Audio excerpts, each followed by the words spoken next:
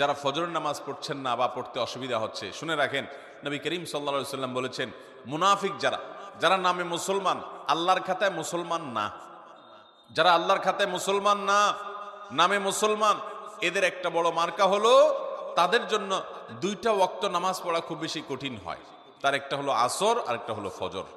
এই দুই ওয়াক্ত নামাজ যদি কারোর দ্বারা পড়া সম্ভব না হয়, সে অন্যান্য ওয়াক্ত পড়ে কিন্তু এই দুই ওয়াক্ত পড়তে পারে না, তাহলে সে যেন সাবধান হয়, সে যেন সোজা হয়ে বসে, সে যেন আল্লাহর দিকে দৌড়ায় এবং ঈমানকে নবায়ন করে।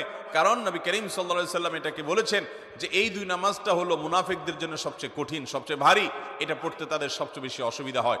অন্যান্য নামাজগুলো তারা হয়তো পড়ে কিন্তু এই দুই নামাজ পড়তে পারে না। বিধায় আমাদের যাদের ফজরের নামাজ পড়া হয় না বা ফজর নামাজ পড়তে পারি না, বা চেষ্টা করেও আমার দ্বারা বেশিরভাগ সময় ফজর নামাজ পড়া হয় না, মিস হয়, কিংবা পড়ি কিন্তু অনেক কষ্ট হয়, সাধারণত হয় না, একদিন হয়তো 5 দিন হয় না এবং সময় মতো হয় না, সকালে 8টা-9টায় উঠে নামাজ পড়েন, মনে রাখবেন আমাদের জন্য এটা অ্যালার্মিং, যেটা শয়তানের ওয়াসওয়াসার কারণে, কুমন্ত্রণার কারণে আমরা মুনাফিকদের কাতারে চলে যাচ্ছি কিনা। অতএব আমার মা বোনদের প্রতি আমার উদাত্ত আহ্বান থাকবে, 5 ওয়াক্ত নামাজ ঠিক করুন, আপনার অন্য সব আল্লাহ তাআলা ঠিক করবেন।